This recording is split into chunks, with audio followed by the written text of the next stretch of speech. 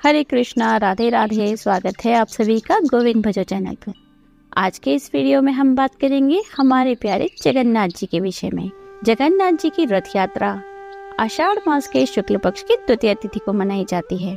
यह उत्सव साल 2023 में कब से कब तक मनाया जाएगा, इसके पीछे की पौराणिक कथा क्या है, यही सब चर्चा करेंगे हम आज के इस वीडियो में। तो चलिए वीडियो शुरू करते हैं। धार्मिक मान्यताओं के अनुसार जगन्नाथ जी की रथ यात्रा में जो लोग शामिल होते हैं उन्हें मोक्ष मिलता है। जगन्नाथ जी की रथ यात्रा में शामिल होना मतलब समझो आपके बहुत सारे पुण्य कर्म इकट्ठे हो गए, जिससे हमें ये सौभाग्य मिला। जगन्नाथ जी की रथ यात्रा का प्रारंभ आषाढ़ मास के शुक्ल पक्ष की द्वितीय तिथि से होता है। पंचांग के आधार पर इस साल आषाढ़ शुक्ल द्वितीय तिथि प्रारंभ होगी 19 जून दोपहर 11:25 पर और समाप्त होगी 20 जून को दोपहर 1:07 पर। तो उदया तिथि के अनुसार आषाढ़ मास के शुक्ल पक्ष की द्वितीय तिथि मनाई जाएगी 20 जून को। इसलिए श्री जगन्नाथ जी की रथ यात्रा प्रारंभ होगी 20 जून से। 20 जून को 3 शुभ योग बन रहे हैं, त्रिपुष्कर योग, रवि योग और ध्रुव योग। इसी के साथ पुनर्वसु नक्षत्र में जगन्नाथ जी की रथ यात्रा का शुभारंभ होगा। 20 जून को त्रिपुष्कर योग सुबह 5:24 से दोपहर 1:08 तक रहेगा। रवि योग रात को 10:37 से लेकर 21 जून की सुबह 5:24 तक रहेगा। वहीं जो ध्रुव योग है वह सुबह से लेकर रात तक रहने वाला है। भगवान जगन्नाथ जी इस दिन अपने भाई और बहन के साथ गुंडीचा मंदिर में 7 दिनों तक रहेंगे और फिर वहीं 8वें दिन यानी 28 जून बुधवार को श्री जगन्नाथ जी की रथ यात्रा की वापसी होगी। श्री जगन्नाथ जी की रथ यात्रा गुंडीचा मंदिर से पुरी की ओर शुरू होगी। इसे बहुधा यात्रा कहते हैं। 1 जुलाई शनिवार को नीलांद्री विजय रस्म के साथ जगन्नाथ जी की रथ यात्रा का समापन हो जाएगा। नीलांद्री विजय रस्म में भगवान जगन्नाथ, बलभद्र और सुभद्रा जी को शिव मंदिर के गर्भगृह में सिंहासन पर विराजमान करवाया जाता है। धार्मिक मान्यताओं के अनुसार भगवान श्री कृष्ण धरती पर पुरी में जगन्नाथ जी के रूप में अभी तक विराजमान हैं। साल में एक बार उनकी रथ यात्रा निकलती है, जिसमें शामिल होने वाले भक्त बहुत भाग्यशाली होते हैं। उन्हें 100 यज्ञ करने के बराबर पुण्य फल प्राप्त होता है। मान्यता है कि आषाढ़ में पुरी में स्नान करने पर सभी तीर्थों के दर्शन करने जितना पुण्य फल मिलता है।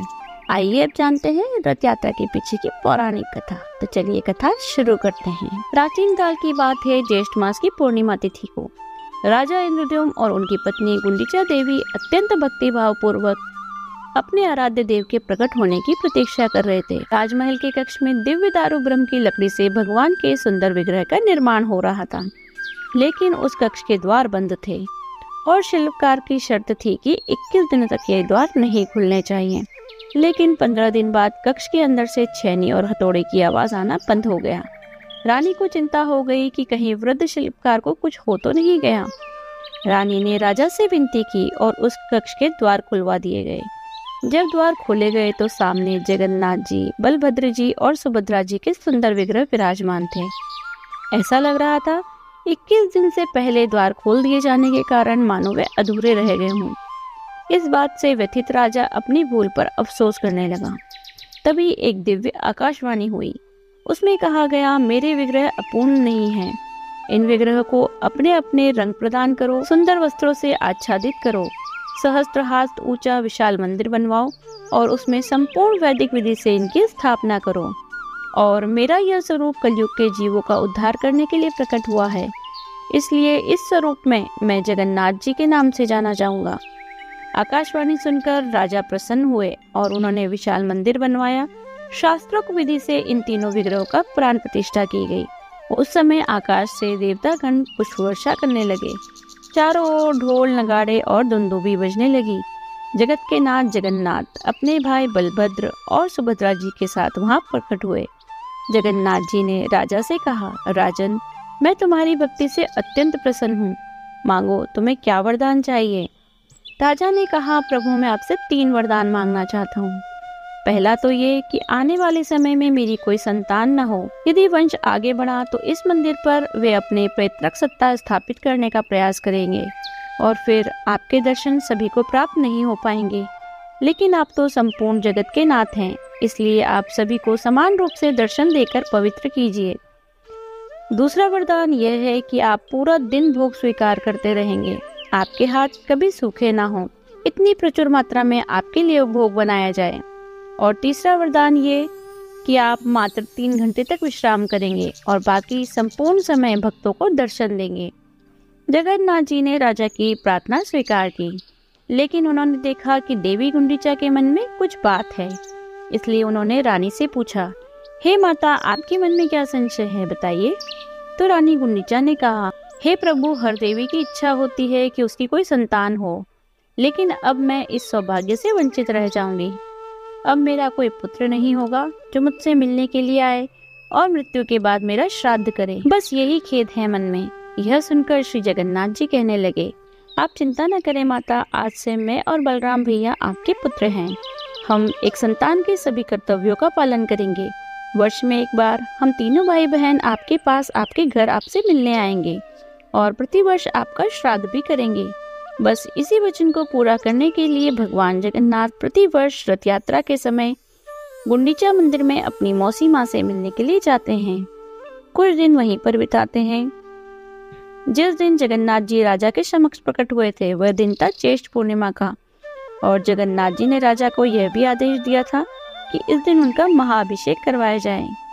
इसलिए जगन्नाथ जी के जन्मदिन के उपलक्ष्य में प्रत्येक वर्ष स्नान यात्रा का उत्सव मनाया जाता है।